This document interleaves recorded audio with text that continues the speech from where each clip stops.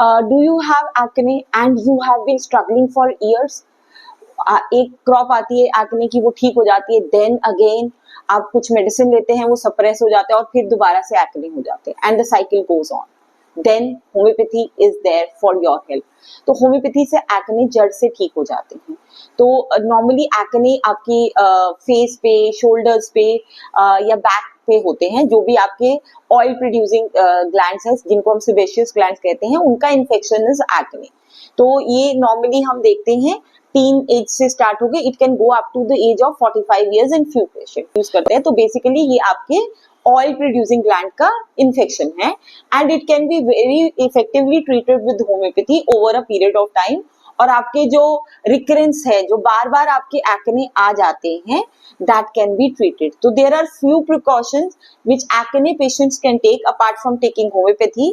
वो है कि एक तो आपकी स्किन पे कोई भी ऑयल और क्रीम बेस्ड वाले मेकअप प्रोडक्ट्स मत यूज कीजिए। Drink plenty of water.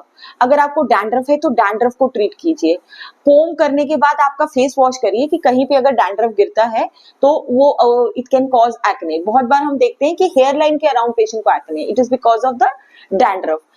Drink lots of water, have fresh fruits and vegetables.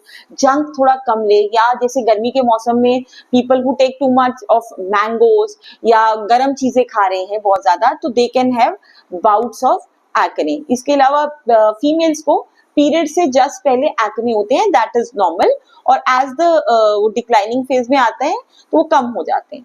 तो अगर आप रिपीटेड साइकिल से बचना चाहते हैं एक्ने या पिंपल्स के, and you have tried all the medicine, आपने रेटिनॉइड्स ले लिए, सारे एंटीबायोटिक ट्राई कर लिए, and then also the problem is not getting solve, homeopathy से ये जड़ से ठीक किए जा सकते हैं।